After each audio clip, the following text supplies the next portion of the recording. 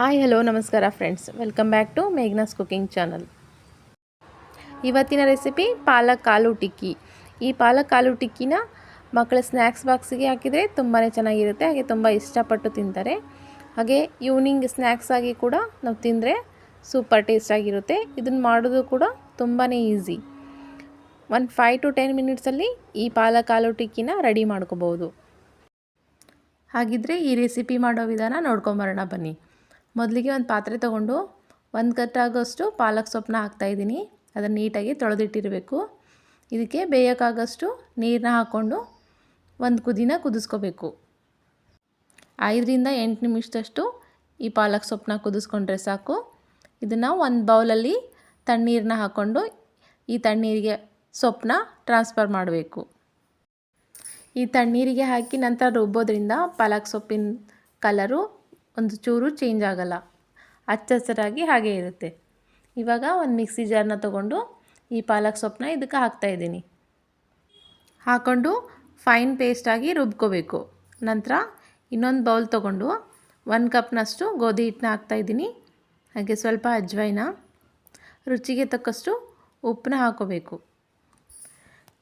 ಹಾಗೆ ಮೊದಲೇ ರುಬ್ಬಿಟ್ಟಿರೋ ಪಾಲಕ್ ಸೊಪ್ಪಿನ ಪೇಸ್ಟ್ನ ಇದಕ್ಕೆ ಹಾಕ್ತಾಯಿದ್ದೀನಿ.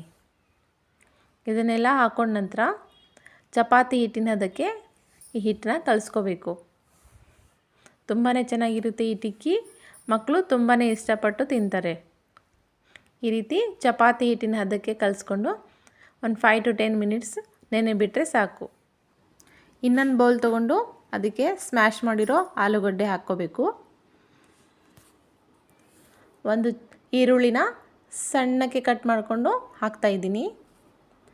1 ಸ್ಪೂನಷ್ಟು ಗರಂ ಮಸಾಲ, 1 ಸ್ಪೂನ್ ಧನಿಯಾ ಪೌಡರ್, ಅರ್ಧ ಸ್ಪೂನಷ್ಟು ಅರಿಶಿನ ಪುಡಿ ಹಾಕ್ತಾಯಿದ್ದೀನಿ.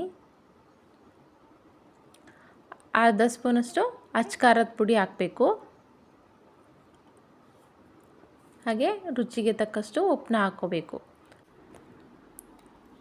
ಹಾಗೆ ಸ್ವಲ್ಪ ಹೆಚ್ಚಿಟ್ಟಿರೋ ಕೊತ್ತಂಬರಿ ಸೊಪ್ಪನ್ನ ಹಾಕ್ತಾಯಿದ್ದೀನಿ.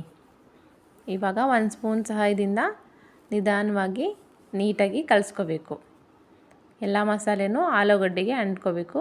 ಈ ರೀತಿ ಸ್ಟಫಿಂಗ್ನ ರೆಡಿ ಮಾಡಿಕೊಂಡ್ರೆ ಟಿಕ್ಕಿ ಮಾಡೋದು ತುಂಬಾ ಈಸಿ. ಇವಾಗ 10ರಿಂದ 15 ನಿಮಿಷ ಈ ಚಪಾತಿ ಹಿಟ್ಟು ನೆಂದಿದೆ. ಇವಾಗ ಇದಕ್ಕೆ ಸ್ವಲ್ಪ ಒಣ ಹಿಟ್ಟನ್ನ ಹಾಕ್ಕೊಂಬಿಟ್ಟು ಈ ರೀತಿ ಲಟ್ಟಿಸ್ಕೋಬೇಕು. ಇದು ಚಪಾತಿ ಥರನೇ ಉದ್ಕೋಬೇಕು. ತುಂಬ ತೆಳುವಾಗೇನು ಬೇಡ, ಸ್ವಲ್ಪ ದಪ್ಪ ಇದ್ರೇ ಓಕೆ. ಈ ರೀತಿ ಲಟ್ಟಿಸ್ಕೋಬೇಕು. ಲಟ್ಟಿಸ್ಕೊಂಡ ನಂತರ ಈ ಬಿಳಿ ಎಳ್ಳನ್ನ ಇದ್ರ ಮೇಲೆ ಸ್ಪ್ರೆಡ್ ಮಾಡ್ತಾಯಿದ್ದೀನಿ. ಈ ರೀತಿ ಬಿಳಿ ಎಳ್ಳನ್ನ ಹಾಕ್ಕೊಂಬಿಟ್ಟು ಮತ್ತೊಂದೆರಡು ಸಾರಿ ಈ ರೀತಿ ಪ್ರೆಸ್ ಮಾಡಿ ಲಟ್ಟಿಸ್ಕೊಳ್ಳಿ. ಇವಾಗ ಈ ಚಪಾತಿನ ಉಲ್ಟಾ ಹಾಕಿ ಮೊದಲೇ ಮಾಡಿಟ್ಟಿರೋ ಸ್ಟಫಿಂಗ್ನ ಇದ್ರ ಮೇಲೆ ಸ್ಪ್ರೆಡ್ ಮಾಡಿ. ಪಾಲಕ್ ಸೊಪ್ಪಲ್ಲಿ ಐರನ್ ಕಂಟೆಂಟ್ ಜಾಸ್ತಿ ಇರೋದ್ರಿಂದ ಮಕ್ಕಳಿಗೆ ತುಂಬಾ ಒಳ್ಳೆಯದು. ಹಾಗಾಗಿ ವಾರದಲ್ಲಿ 1ರಿಂದ 2 ಸಾರಿ ಈ ರೀತಿ ಮಾಡಿಕೊಟ್ರೆ ಟೇಸ್ಟು ಚೆನ್ನಾಗಿರುತ್ತೆ, ಹೆಲ್ತಿಗೂ ಕೂಡ ಒಳ್ಳೆಯದಾಗುತ್ತೆ. ಈ ರೀತಿ ಸ್ಪ್ರೆಡ್ ಮಾಡಿದ ನಂತರ ರೋಲ್ ಮಾಡಬೇಕು. ನಿಧಾನಕ್ಕೆ ರೋಲ್ ಮಾಡಿ ಈ ರೀತಿ ಎಡ್ಜಸ್ನೆಲ್ಲ ನೀಟಾಗಿ ಮಡ್ಚ್ಕೊಂಡು ಒಂದು ಸಾರಿ ಪ್ರೆಸ್ ಮಾಡಬೇಕು.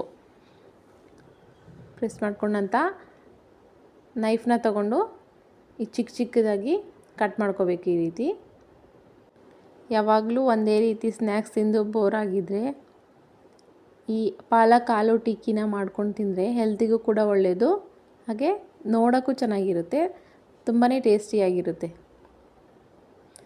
ಕಟ್ ಮಾಡ್ಕೊಂಡ ನಂತರ ಒಂದೊಂದೇ ಪೀಸ್ನ ತಗೊಂಡು ಪ್ರೆಸ್ ಮಾಡಿ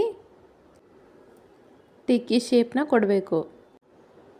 ನಂತರ ಒಂದು ಪ್ಯಾನ್ನ ತೊಗೋಬೇಕು. ಸ್ಟವ್ ಆನ್ ಮಾಡಿ ಪ್ಯಾನ್ನ ಬಿಸಿ ಇಡ್ತಾಯಿದ್ದೀನಿ.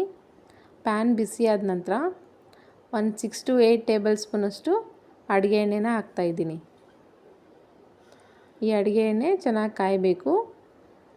ಚೆನ್ನಾಗಿ ಕಾದ ನಂತರ ಫುಲ್ ಲೋ ಫ್ಲೇಮಲ್ಲಿ ಇಟ್ಕೊಂಡು ಮೊದಲೇ ಮಾಡಿಟ್ಟಿರೋ ಈ ಟಿಕ್ಕಿನ ಈ ಎಣ್ಣೆ ಒಳಗೆ ಹಾಕಿ 5 to 10 ಮಿನಿಟ್ಸ್ ಅಷ್ಟು ಶಾಲೋ ಫ್ರೈ ಮಾಡಬೇಕು. ಲಿಡ್ನ ಕ್ಲೋಸ್ ಮಾಡಿ 5 ಮಿನಿಟ್ಸ್ ಬಿಡ್ತಾಯಿದ್ದೀನಿ. ಇವಾಗ ಒಂದು ಸೈಡ್ ಬೆಂದಿದೆ. ನೆಕ್ಸ್ಟ್ ಇನ್ನೊಂದು ಸೈಡ್ ಬೇಯೋಕ್ಕೆ ಮತ್ತೆ 5 ಮಿನಿಟ್ಸ್ ತಗೊಳುತ್ತೆ. ಈ ಶಾಲೋ ಫ್ರೈ ಮಾಡೋದ್ರಿಂದ ಆಯಿಲು ಏನು ಜಾಸ್ತಿ ಹಿಡಿಯೋಲ್ಲ, ಚೆನ್ನಾಗಿ ಬೆಂದಿರುತ್ತೆ. ಎರಡೂ ಸೈಡು ಈ ರೀತಿ ಲೈಟ್ ಬ್ರೌನ್ ಕಲರ್ ಬರೋ ತನಕ ಬೇಯಿಸ್ಬಿಟ್ರೆ ಪಾಲಕ್ ಆಲೂ ಟಿಕ್ಕಿ ರೆಡಿಯಾಗುತ್ತೆ. ಇವಾಗ ಒಂದು ಸರ್ವಿಂಗ್ ಪ್ಲೇಟಿಗೆ ಸರ್ವ್ ಮಾಡಿಬಿಟ್ರೆ ತಿನ್ನೋಕ್ಕೆ ತುಂಬಾ ಚೆನ್ನಾಗಿರುತ್ತೆ. ಯಾರಿಗೆಲ್ಲ ಈ ರೆಸಿಪಿ ಇಷ್ಟ ಆಯಿತೋ ಅವರು ಒಂದು ಲೈಕ್ ಮಾಡಿ, ಶೇರ್ ಮಾಡಿ, ಹಾಗೆ ಸಬ್ಸ್ಕ್ರೈಬ್ ಮಾಡಿ. ಹಾಗೆ ಪಕ್ಕದಲ್ಲಿರೋ ಬೆಲ್ ಐಕನ್ನ ಪ್ರೆಸ್ ಮಾಡಿ ಸದಾ ನಮ್ಮ ಚಾನಲ್ಗೆ ಸಪೋರ್ಟ್ ಮಾಡ್ತಾಯಿರಿ. Keep watching. Thanks for supporting. Bye.